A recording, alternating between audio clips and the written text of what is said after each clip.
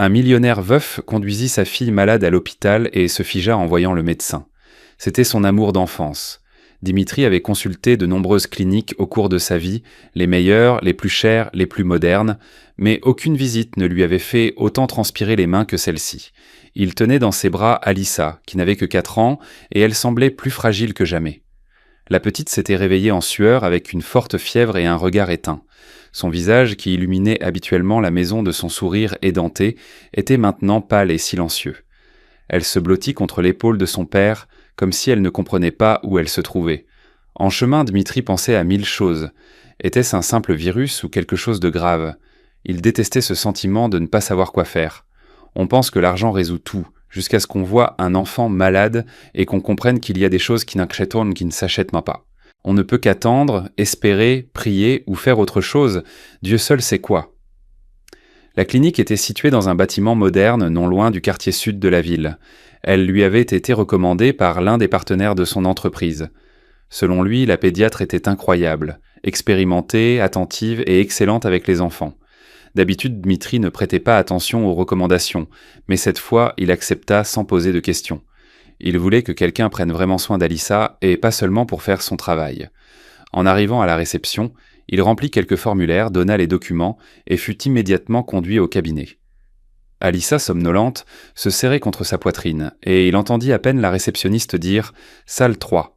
Il se dirigea rapidement vers le fond du couloir à gauche et frappa légèrement avant d'entrer. La porte s'ouvrit lentement. Dimitri entra sans réfléchir. Quand il leva les yeux et vit qui était là, il s'arrêta net comme si son corps avait oublié comment marcher. Son regard se figea sur le visage du médecin. Un instant, il crut avoir imaginé quelque chose, mais non, c'était bien elle. « Entrez, monsieur », commença-t-elle d'une voix ferme et professionnelle, sans lever les yeux de ses papiers, mais lorsqu'elle le regarda, elle se figea également. Ses yeux s'écarquillèrent un instant, et elle tenta de dissimuler son choc. Son visage calme de médecin se mua en celui d'une personne qui venait de voir un fantôme du passé.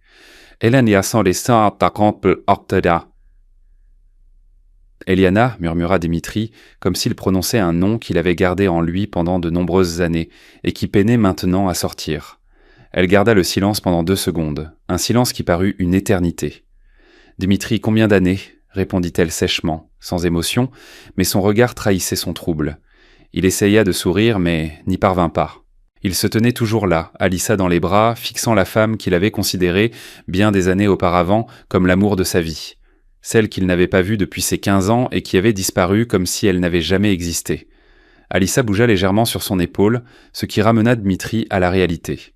Il s'approcha de la chaise en face du bureau et s'assit avec précaution, installant sa fille sur ses genoux. Eliana prit une profonde inspiration, rapprocha sa chaise et reprit son rôle. Elle prit le dossier de la patiente, mit ses lunettes et commença à examiner Alissa avec son soin habituel. Mais on voyait à son visage qu'elle était troublée. Dimitri le sentait aussi, comme s'il avait reçu un coup en pleine poitrine. « Depuis quand a-t-elle de la fièvre ?» demanda Eliana en se concentrant sur l'enfant. « Depuis hier soir. Je lui ai donné un bain, un médicament, mais la fièvre ne baisse pas. Elle est plus silencieuse que d'habitude. » « A-t-elle eu des vomissements ou des diarrhées ?» Non, seulement de la fièvre et de la faiblesse. Elle n'était jamais malade comme ça. Eliana examina Alissa avec une tendresse à laquelle Dimitri ne s'attendait pas. Elle la touchait avec précaution, vérifiait sa gorge, écoutait ses poumons, et Alissa, bien que malade, restait calme. La présence du médecin semblait l'apaiser. Dimitri observait en silence. Leurs regards se croisèrent plusieurs fois, et à chaque fois, il se souvenait de quelque chose du passé. Une soirée dans le jardin de sa grand-mère, des conversations près du portail, le jour où elle avait pleuré en le voyant quitter la ville. Tout lui revint en mémoire. Eliana termina l'examen, se leva, tapa quelque chose sur son ordinateur, imprima une feuille et la lui tendit. « Il faut faire ces analyses aujourd'hui même. Le laboratoire est juste à côté, il est fiable. Dès que vous aurez les résultats, appelez-moi. J'ai noté mon numéro. » Dimitri prit le papier et lut son nom sur le tampon. « Docteur Eliana Souza. » Elle ne dit rien de plus, ne lui demanda pas comment il allait, ne mentionna pas le passé. Tout était professionnel, mais ses yeux, malgré ses efforts, en disaient long. Il y avait là de la rancœur ou peut-être simplement de la surprise. Il se leva avec sa fille dans les bras, la regarda une dernière fois et posa la question qu'il retenait depuis son arrivée. « Pouvons-nous parler ?» Eliana s'arrêta un instant, le regarda, puis regarda Alissa et hocha lentement la tête. « Oui, mais pas ici. » Dimitri acquiesça, la remercia et sortit du cabinet, le cœur battant plus vite qu'en entrant. Dans le cabinet, Eliana resta seule. Elle regardait son ordinateur, mais ne pouvait se concentrer. Ses pensées étaient débloquées sur ce jour où elle avait cru ne plus jamais revoir Dimitri. Et maintenant, il était là, avec une fille dans les bras et un passé qu'elle croyait enterré. Dimitri sortit de la clinique avec Alissa dans les bras et la tête pleine de pensées. Il ne pouvait chasser Eliana de son esprit. Son image en blouse blanche, son regard indéchiffrable, tout cela tourbillonnait dans sa tête. Il s'installa dans la voiture, allongea délicatement Alissa sur la banquette arrière et, les mains sur le volant, fixa le vide.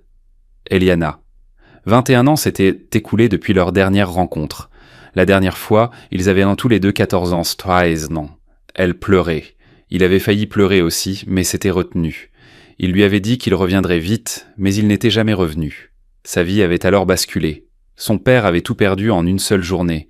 Des problèmes avec ses partenaires, des dettes cachées, des gens qui frappèrent à leur porte pour réclamer leur dû.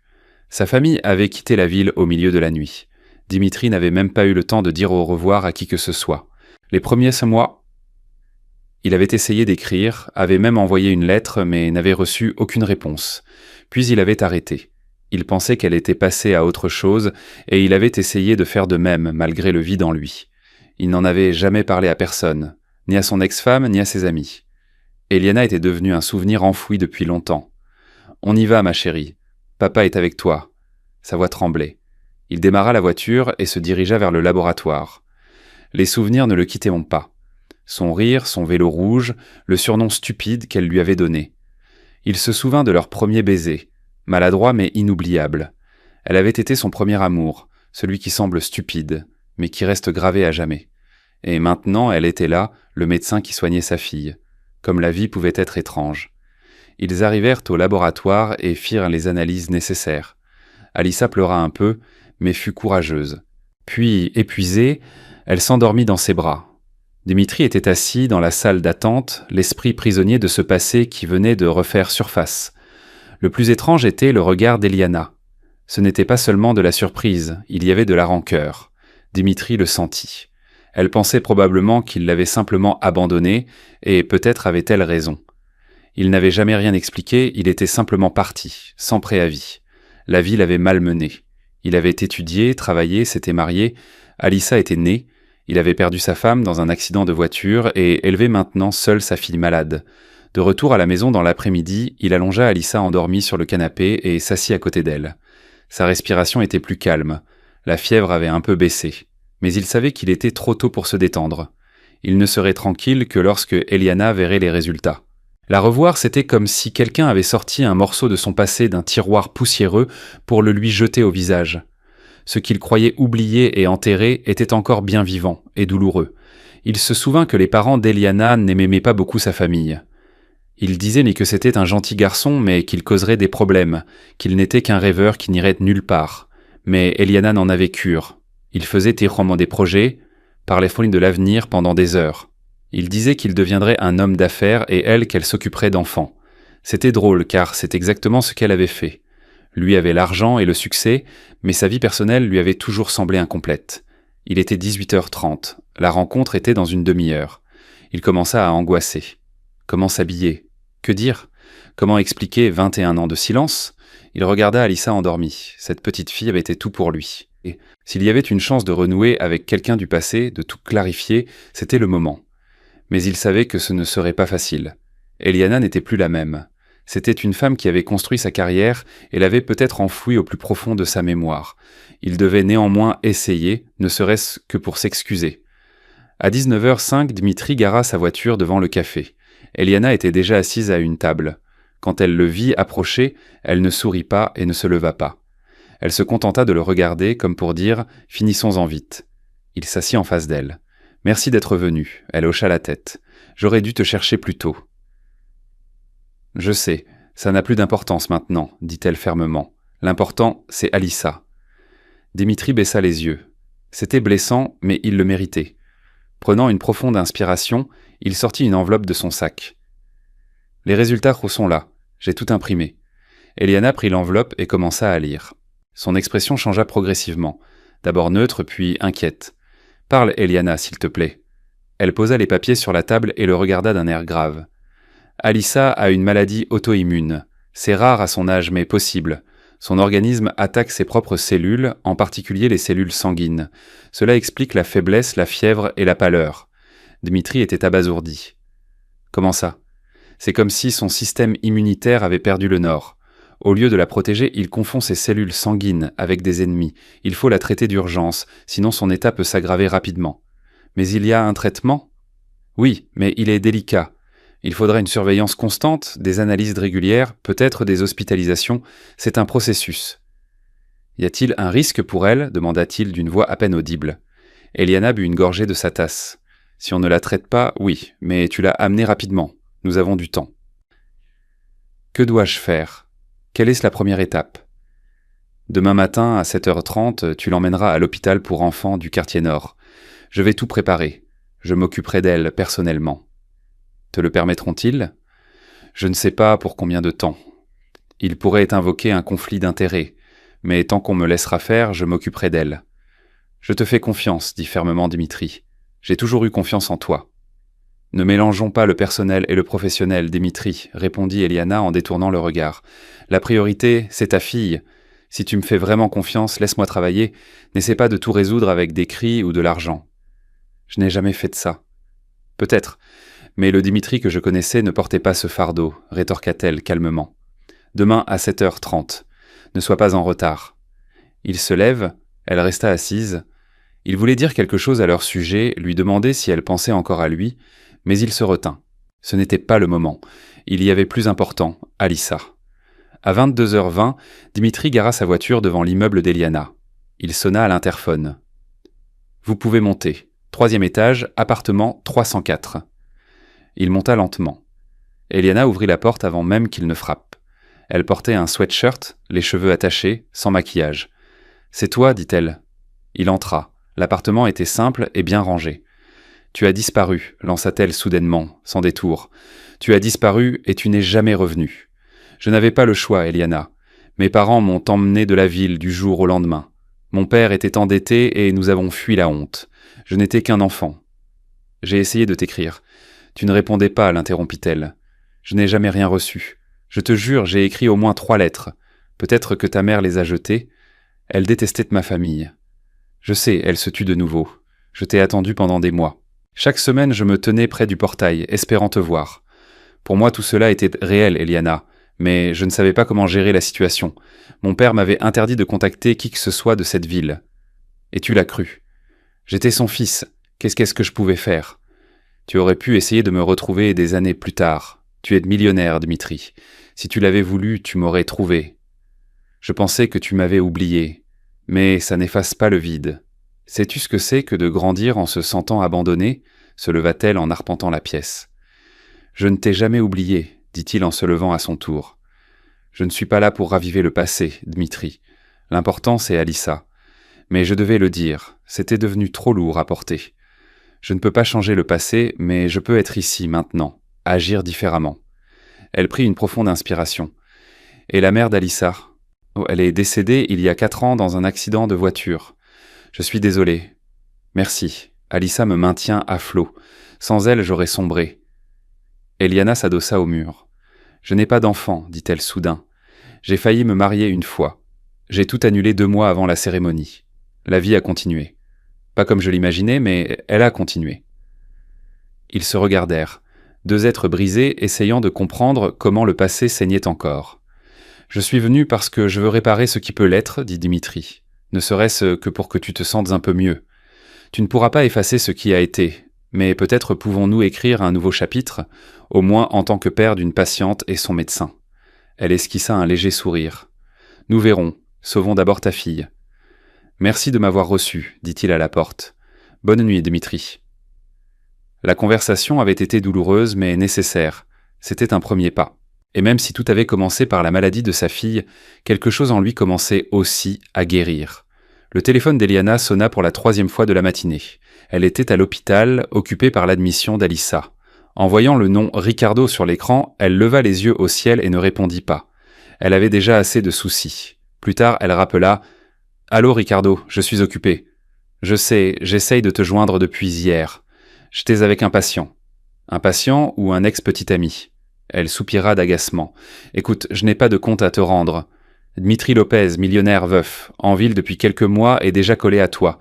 On dirait un film romantique. Je m'occupe de sa fille, une enfant de 4 ans, c'est tout. Ah, Eliana, tu as oublié qui je suis ? Non, malheureusement, je m'en souviens. Un avocat avec un tas de sales secrets. Fais attention, je connais encore des gens haut placés, tu te souviens ? Y compris dans la direction de cet hôpital. Tu n'oserais pas t'en mêler. Je te préviens juste. Protège ta carrière, dit-il avant de raccrocher. Ricardo était sa plus grande erreur. Leur relation s'était transformée en un labyrinthe de contrôle et de chantage émotionnel.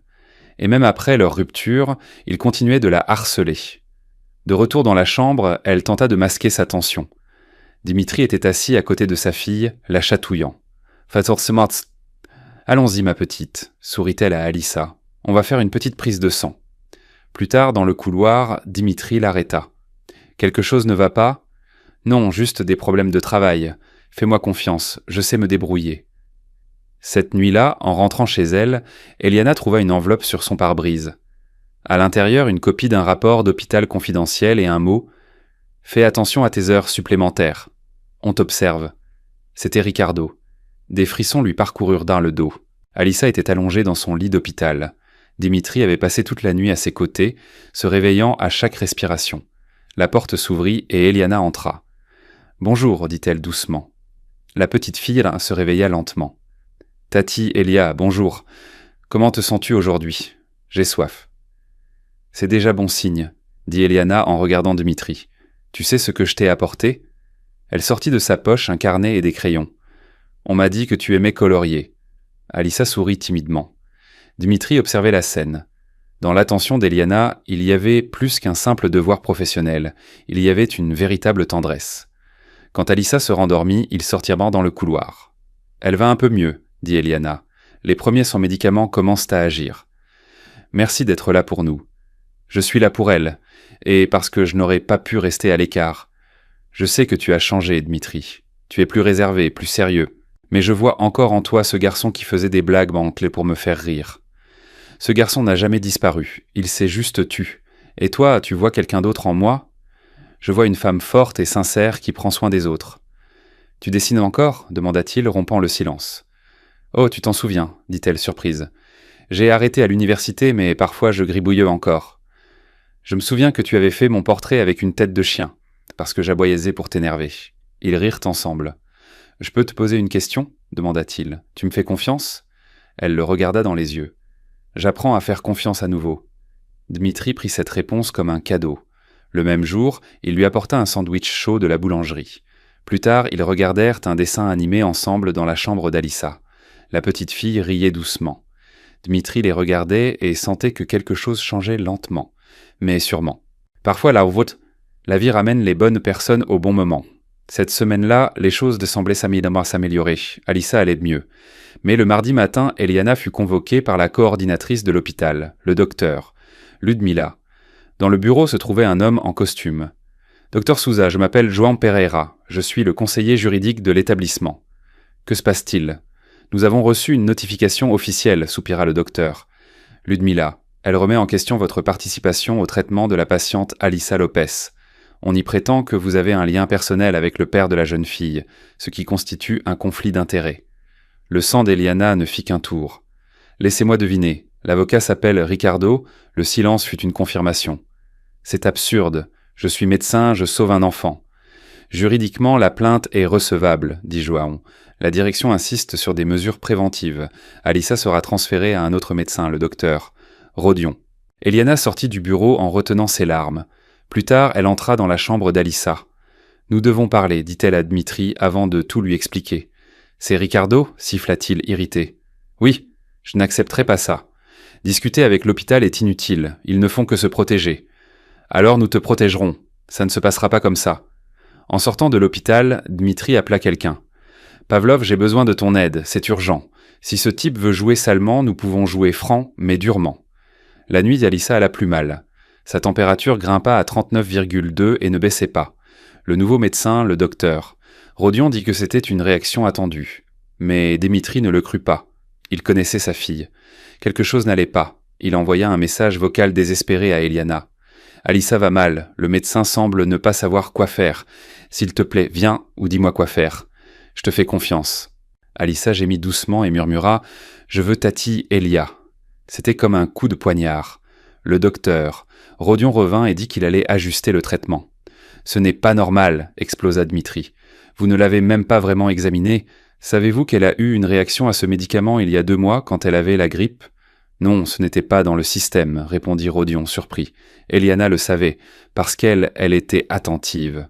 L'hôpital semblait silencieux, mais c'était un silence tendu, rempli de chuchotements, dans les couloirs.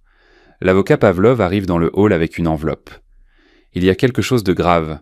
Le nom de Ricardo apparaît dans au moins 4 affaires au cours des 10 dernières années. 2 d'entre elles impliquaient des femmes médecins qui ont été mutées après des différends internes. Il utilise son influence pour faire taire les gens. Mais ce n'est pas tout. Pavlov sortit un vieux document. C'est une lettre de justice datant de près de 20 ans. L'affaire a été classée, mais le nom du plaignant est connu. Le père d'Eliana. Dimitri prit la feuille. Il a poursuivi mon père ? Oui. Pour sa participation au licenciement de la mère d'Eliana de son ancien hôpital. Ton père faisait partie du groupe d'hommes d'affaires qui avait racheté ce réseau de santé. La mère d'Eliana s'était opposée à certains changements et elle a été licenciée. Son père pensait que c'était une vengeance. Je ne savais pas... Dimitri s'assit, le visage tendu. Peut-être qu'Eliana pense que ta famille est responsable de la chute de sa mère. Je dois lui en parler. Ils se retrouvèrent sur le parking. Dimitri lui tendit les papiers. Elle les lut lentement. Son visage changea. Surprise, colère, puis une tristesse dissimulée. « Le nom de mon père est ici. Je ne savais pas, je le jure. J'étais un enfant. » « Ma mère a beaucoup souffert, dit-elle en se détournant. On l'a mise à la porte comme si elle ne valait rien. Mes parents n'en ont jamais parlé. Mon père est mort en pensant que votre famille avait aidé à détruire la nôtre. Je n'ai aucune excuse. Je voulais juste que tu saches. » Elle resta longtemps silencieuse, regardant le ciel gris. Cela explique beaucoup de choses. Pourquoi j'étais si en colère, pourquoi je me sentais abandonnée. C'était plus que personnel. Et maintenant, elle le regarda, les yeux pleins de larmes. J'ai besoin de temps. Merci d'être venu me le dire. Ça change la façon dont je te vois. Après le scandale avec Ricardo, l'atmosphère à l'hôpital changea. Les gens commencèrent à regarder Eliana avec respect. Alissa se rétablissait, son regard s'était ravivé. Le soir, Dmitri trouva Eliana dans le jardin de l'hôpital. « Je peux m'asseoir ?» Elle hocha la tête. Ils restèrent en silencieux quelques secondes. « Elle se remet, dit-il, en grande partie grâce à toi. Elle est forte, et j'ai de la chance de t'avoir. » « J'essaie de comprendre tout ça, dit-elle. C'est trop, tout en même temps. Hier, après notre conversation, j'ai pleuré, mais pas de colère, de soulagement, de connaître la vérité, de comprendre que tu n'y étais pour rien. Si j'avais su, j'aurais agi différemment. Tu es parti, mais maintenant tu es de retour, et ça change tout. Éprouves-tu encore quelque chose pour moi ? Elle réfléchit. J'ai essayé de t'oublier pendant des années, de me convaincre que c'était juste un amour d'adolescent. Mais non, je n'ai jamais vraiment réussi. Moi non plus, je ne t'ai jamais oublié. Et maintenant, j'ai peur. Peur que tu partes à nouveau. J'ai peur aussi, dit-elle en fermant les yeux. Pas de toi, mais de moi. Je me suis habituée à n'attendre rien de personne. Je ne veux te rien promettre, mais je veux être ici, avec toi. Elle s'appuya sur son épaule. Reste encore un peu. Je reste. Ils étaient assis l'un à côté de l'autre, comprenant que parfois, tout ce qu'une personne désire, c'est que quelqu'un reste, tout simplement. Dmitri n'aimait pas la vengeance, mais cette fois, c'était différent. Il s'agissait de sa fille et de la femme qu'il venait à peine de retrouver. Une rage froide s'éveilla en lui. Le matin, il retrouva Pavlov dans un espace de coworking discret. « Le passé de Ricardo est plus sale que nous le pensions », dit Pavlov en sortant un dossier. Il y avait des accusations étouffées, des accords secrets et les noms de nombreuses femmes qui avaient en souffert. « Nous devons rendre cela public, dit Dmitri. » Stratégiquement, sourit Pavlov, nous rassemblons les preuves les plus solides et demandons une enquête au procureur. En même temps, nous divulguons l'information à un journaliste de confiance. L'hôpital écartera rapidement Ricardo. Son nom sera brûlé en moins d'1 semaine. Eliana doit rester à l'écart, pour ne pas être accusée de vengeance. Ils travaillèrent sur plusieurs heures, constituant un dossier. Ensuite, Dimitri appela une vieille connaissance, un journaliste d'investigation nommé Thiago. « Salut Thiago, j'ai une bombe pour toi. » 2 heures plus tard, ils étaient sondés dans un café. « C'est du lourd, dit Thiago en examinant les documents. Si tout se confirme, c'est la prison. » De retour à l'hôpital, Dimitri trouva Eliana près du lit d'Alissa. « Nous avons commencé, dit-il, le plan pour faire tomber Ricardo. »« Dimitri, non, ça pourrait se retourner contre toi. »« Nous avons fait les choses correctement.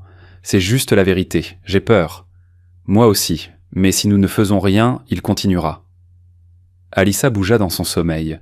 Dimitri lui remonta la couverture. « Quand tout ça sera fini, je veux t'emmener quelque part. »« Là où nous nous sommes embrassés pour la première fois, demanda-t-elle, surprise. Je me souviens de chaque instant.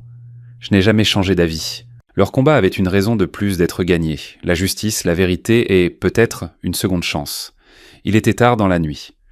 Dimitri somnolait dans un fauteuil près du lit d'Alissa. Depuis quelques heures, elle était devenue plus silencieuse et il sentait que quelque chose n'allait pas. Soudain, le moniteur sonna.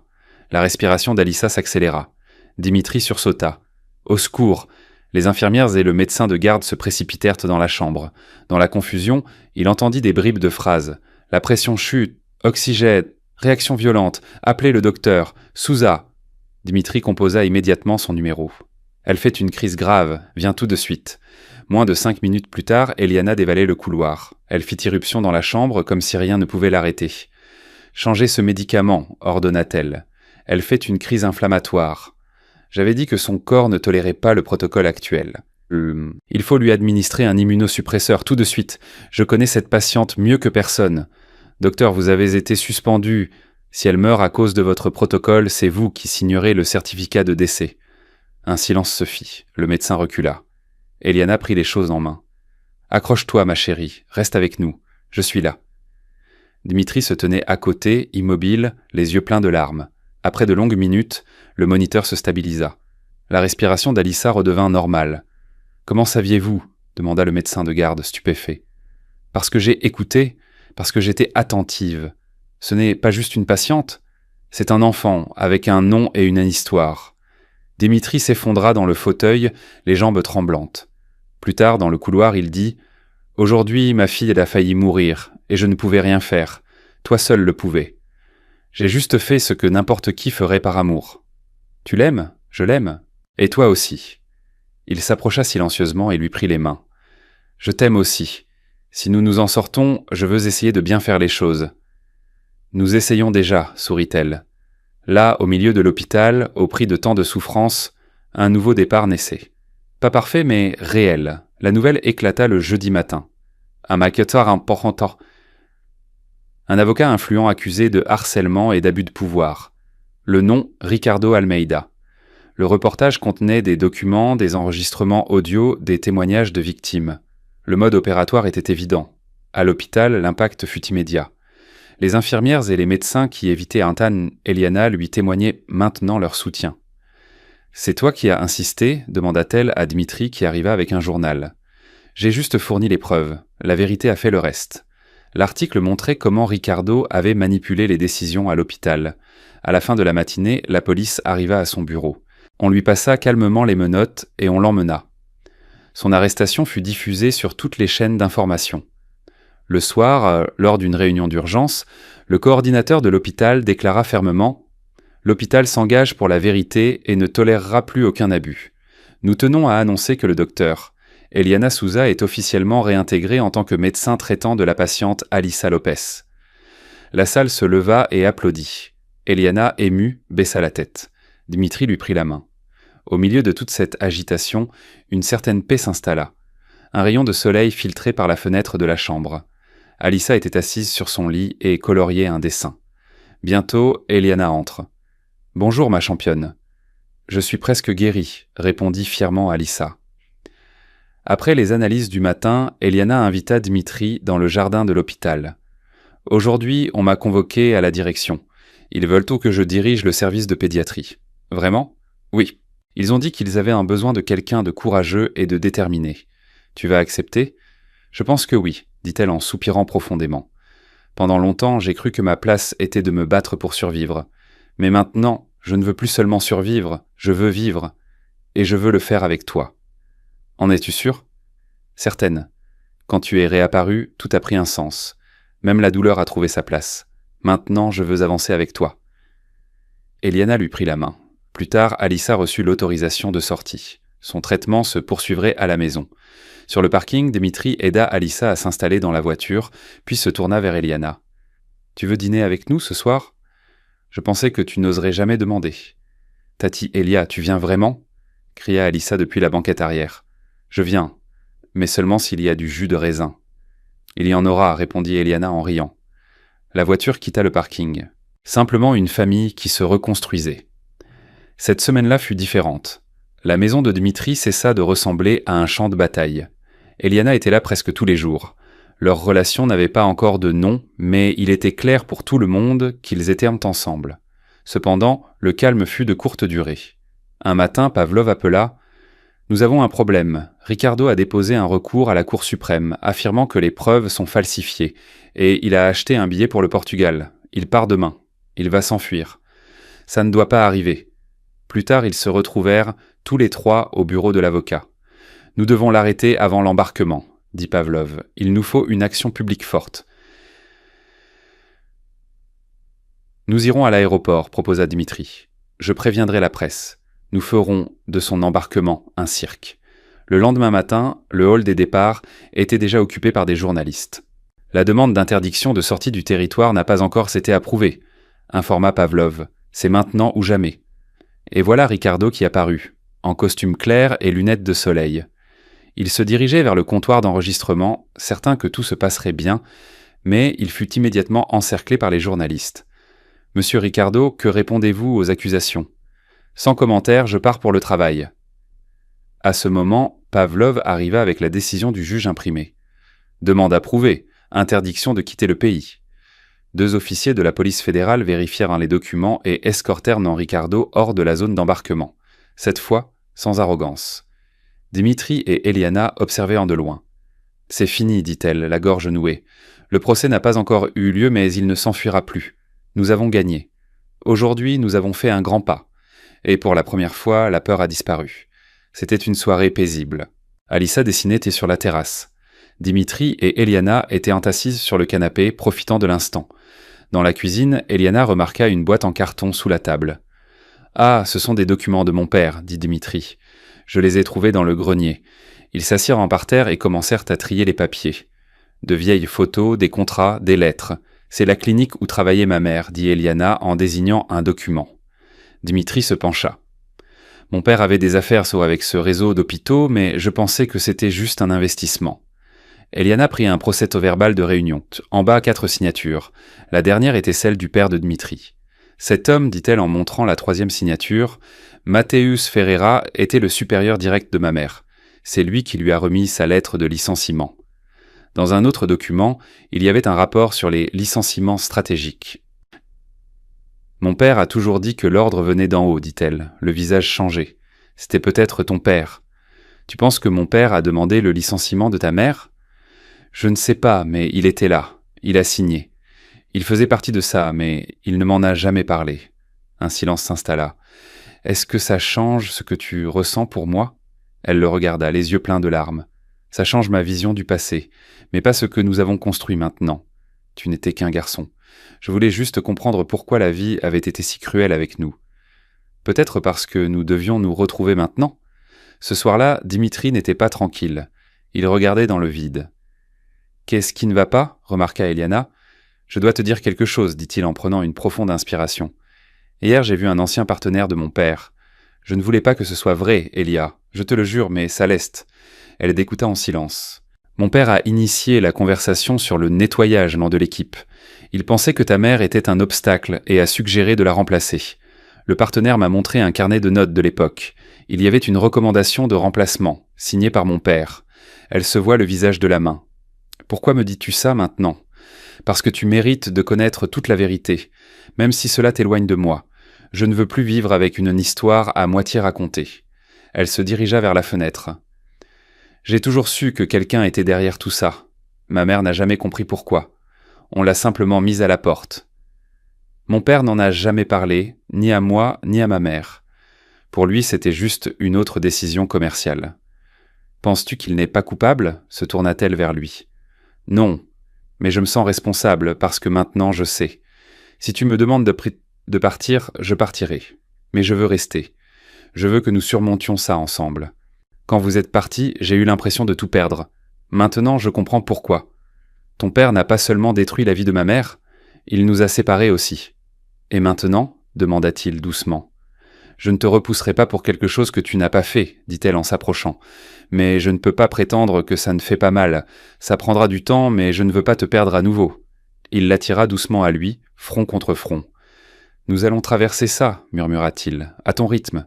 Si tu trébuches, je te soutiendrai. Le lendemain matin, Alissa fut réveillée par un cri venant de la cuisine. Il y a des crêpes! C'était Dmitri qui essayait de préparer son plat préféré. La première avait brûlé, la deuxième était ratée, mais la troisième était comestible. Eliana apparut en riant. « Papa, cette crêpe est de travers, » dit Alissa. « Mais elle est faite avec amour, hein, répondit-il. « Alors ça va, dit-elle en croquant dedans avec appétit. » Eliana regarda la scène et sourit. Son cœur était encore lourd, mais pour la première fois, elle sentit qu'elle pouvait être heureuse, même avec ses cicatrices. La vie reprenait son cours. Pas comme avant, mais de manière authentique.